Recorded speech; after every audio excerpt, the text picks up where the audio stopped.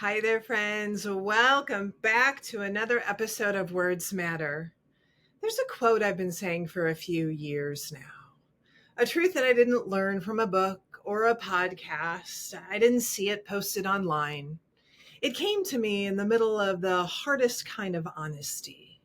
You know, the kind where you stop running from what hurts and start turning toward it.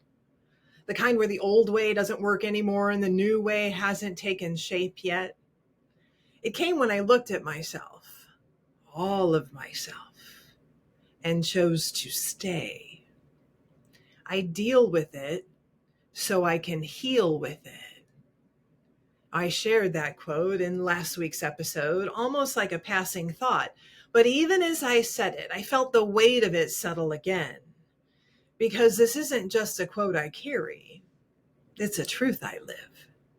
And if you're walking through something right now, something you've been trying to avoid or downplay or muscle past, I want to offer you this as a way through. Not because it's easy, but because it's real. Now let's talk about that word with. Notice I didn't say I heal from it, because that kind of healing is about distance, about something being behind you, resolved or finished. But there are parts of us that just don't disappear. Wounds that leave residue, experiences that leave echoes. And for me, healing didn't happen when I finally escaped what hurt. Healing happened when I chose to stop abandoning myself in the middle of it. See, I had to learn to walk with it, to sit with it, to breathe with it, to stop trying to conquer it and instead let it speak. Now, my shift happened inside of my health journey, a journey that's been physical, emotional, spiritual, all of it, all at once.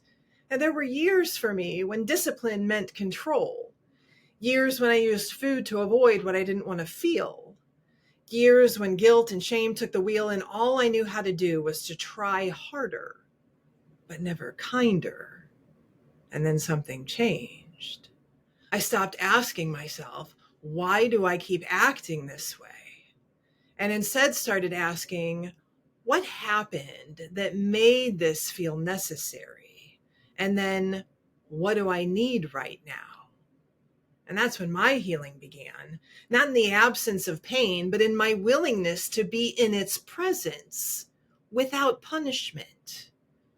And that's where this story, this image comes in.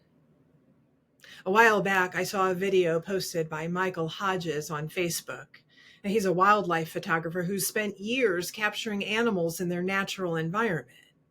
In late 2023, he shared footage from a blizzard in Yellowstone National Park. The snow was thick, the wind was brutal, the sound, it was the kind of storm that strips away anything that isn't essential. And in the middle of it stood a bison. Not turning away, not retreating, just facing it. Michael explained in that post something I didn't know, that bison are believed to be the only animals who instinctively turn into the storm. See, most animals try to outrun it. They move with the wind, hoping to escape, but the bison, nope. The bison moves into it. And that's not just bravery, it's biology. It's wisdom in motion, if you think about it. See, facing a storm shortens the storm. Running from it only prolongs the pain.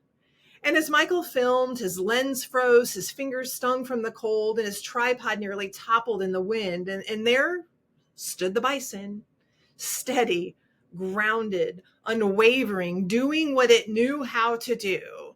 And Michael says something that has stayed with me. We should always follow the bison's lead, to take what life gives you head on, because the bison knows how to shorten the storm, and then it heads for the light.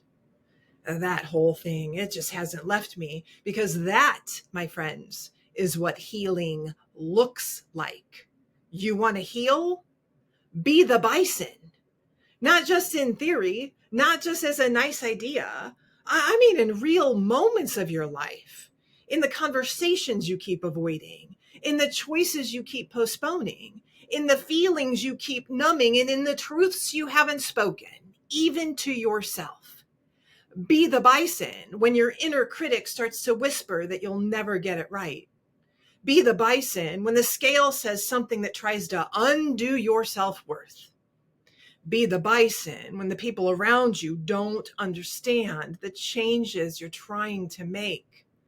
And be the bison when everything inside of you says, it would be easier to go back to what I know. And that storm you're in, you don't have to wait it out. You don't have to outrun it. You were meant to face it, to walk through it, to come out on the other side, not the same, but stronger, clearer, lighter. So how do you do that? Well, it starts with a pause. Just one moment where you catch yourself reaching for something to numb the discomfort. Food, scrolling, isolation, anger, whatever it is, see it. That impulse isn't weakness. It's a signal. It's your body saying something needs attention. And instead of asking, why do I always do this? Ask, what's happening in me right now? That's a question rooted in curiosity. And curiosity is the gateway to healing. See, curiosity doesn't judge. It listens. It creates space. And where curiosity is, shame cannot exist. Then stay. Stay as long as you need to. Long enough to hear your own answer. Maybe it's grief. Maybe it's fear or loneliness or disappointment or shame. You don't have to fix it. You don't have to wrestle it into something better. You just have to be willing to bear witness to it, to let it speak, to walk with it instead of against it. Because this is the truth most people won't tell you. Healing is not about arriving. It's about returning over and over and over to the part of you that refuses to give up. That's the bison inside of you. The one that says, I will not run. I will not hide. I will not turn away. And that part of you is strong, even if your knees are shaking. That part of you is wise, even if you feel lost. And that part of you is ready, even if the storm looks dark.